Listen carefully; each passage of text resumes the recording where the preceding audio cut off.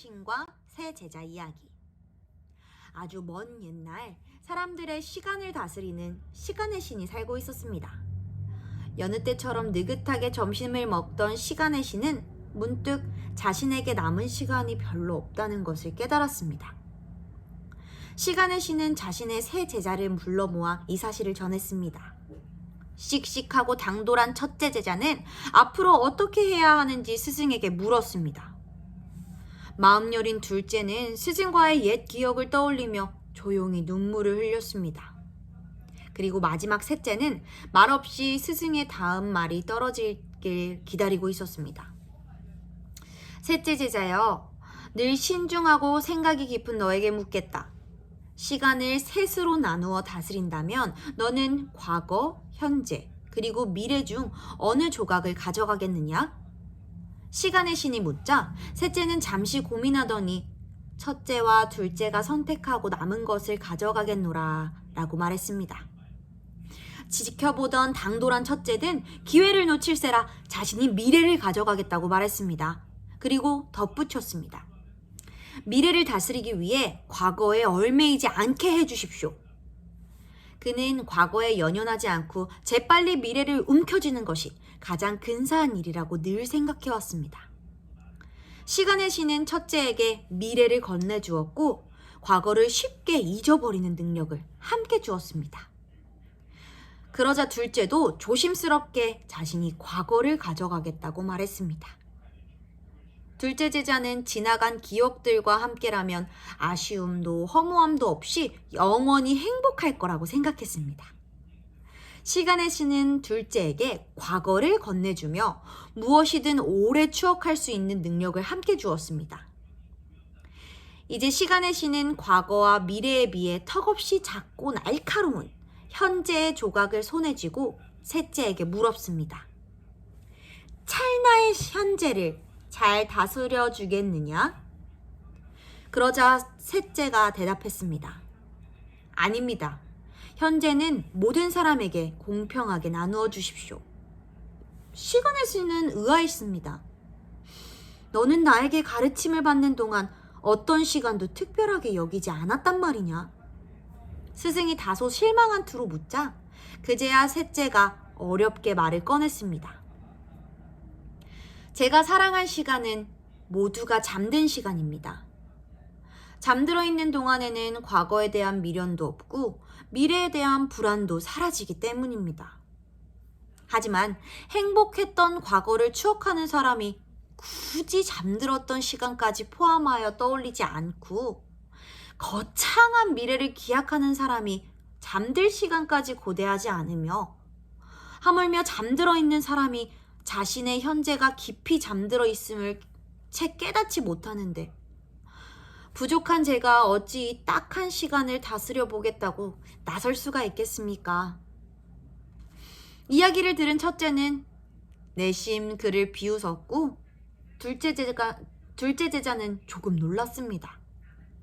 그들은 잠든 시간은 쓸모없는 시간이라고 생각해왔기 때문입니다.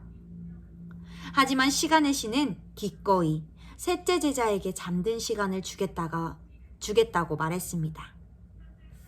내가 너희의 시간에서 잠들었던 시간과 잠들 시간을 조각내어 셋째에게 주어도 되겠느냐?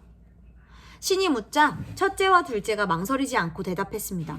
물론입니다. 이윽고 세 제자는 각자의 시간을 받아들고 흩어졌습니다. 처음에 미래와 과거를 받은 첫째와 둘째는 신이 주신 능력에 아주 만족했습니다.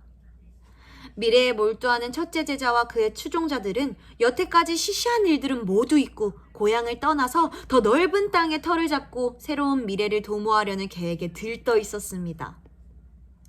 과거를 소중히 여기는 둘째와 그의 추종자들도 퍽 기뻤습니다. 그들은 서로의 젊고 고운 얼굴과 함께 나오는 정다운 일들을 두고두고 기억하며 할 수 있는 것에 감사했습니다. 하지만 얼마 지나지 않아 문제가 생겼습니다.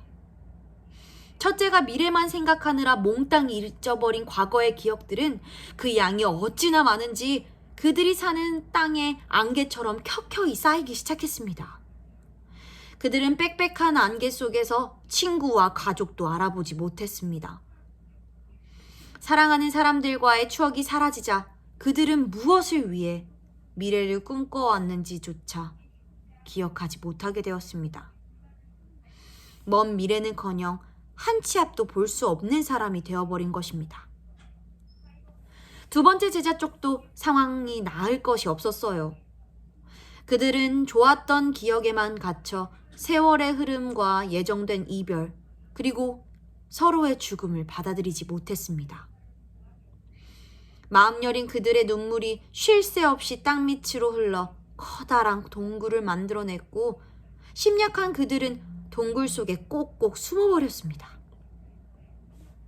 이를 지켜보던 시간의 신은 모두가 잠들기를 조용히 기다렸다가 달빛을 등지고 그들의 침실에 몰래 숨어들었습니다.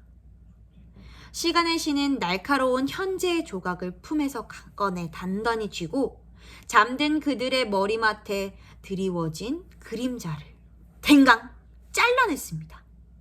그리고는 한 손에는 잘라낸 그림자를, 한 손에는 빈 병을 들고 캄캄한 밖으로 나왔습니다. 신은 가장 먼저 첫 번째 제자와 그 추종자들이 버린 안개처럼 뿌연 기억을 빈 병에 가득 담았습니다.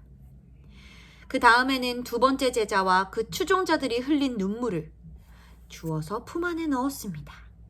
마지막으로 아무도 몰래 세 번째 제자를 찾아갔습니다.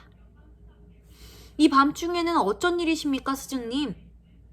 시간의 신은 말없이 셋째 제자의 탁자에 가지고 온 물건들을 하나씩 내려놓았습니다. 잠든 그림자와 잊어버린 기억이 담긴 병, 그리고 동그란 눈물을. 스승의 우중을 어렴풋이 짐작한 셋째가 물었습니다. 제가 어떻게 하면 이것으로 그들을 도울 수 있겠습니까? 신은 대답하는 대신 곤히 잠든 채 축 처져 있는 그림자를 손가락으로 집어 기억이 담긴 병 안으로 쏙 집어넣었습니다. 그림자가 병 속에서 우왕좌왕하며 감은 눈을 뜨려고 애를 쓰자 이번에는 눈물을 병 속에 떨어뜨렸습니다. 그러자 신기한 일이 벌어졌습니다. 눈물이 그림자의 눈이 되어 맺히더니 그림자가 반짝 눈을 뜨고 병 안의 기억 속에서 살아 움직이기 시작한 것입니다. 시간의 신은 그림자와 기억이 담긴 병을 셋째에게 건네면서 말했습니다. 사람들이 잠들어 있는 동안 그들의 그림자가 대신 깨어 있도록 해주어라. 지혜로운 셋째였지만 스승의 말을 잘 이해할 수가 없었습니다. 사람들이 자고 있을 때도 생각하고 느끼게 하라는 말씀입니까? 어떻게 이것이 그들에게 도움이 될 수 있겠습니까? 그림자가 밤새 대신 경험한 모든 것들에 대한 기억은 둘째처럼 연약한 이들의 마음을 단단하게 만들어줄 것이다. 그리고 첫째처럼 경솔한 이들이 잊지 말아야 할 것들은 이튿날 아침이면 다시 떠오를 수 있게 도와줄 것이다. 이야기를 마친 시간의 신은 주어진 시간이 비로소 끝나감을 느꼈습니다. 옅어져가는 그의 스승을 바라보며 셋째가 다급하게 외쳤습니다. 가르침을 더 주십시오, 스승님. 이 모든 것들을 사람들이 어떻게 이해하도록 가르쳐야 합니까? 저는 이것을 무엇라고 불러야 할지조차도 모르겠습니다. 시간의 신이 미소 지으며 대답했습니다. 그들이 이해할 필요는 없다. 잘 모르는 편이 오히려 낫다. 그들 스스로 받아들이게 될 것이다. 이름이라도 붙여주십시오. 기적이라고 불러야 합니까? 아니면 허상입니까? 셋째는 간절하게 가르침을 구했습니다. 꿈이라고 부르거라. 그들은 이제 너로 하여금 매일 밤 꿈을 꾸게 될 것이다. 마침내 시간의 신은 흔적도 없이 사라졌습니다.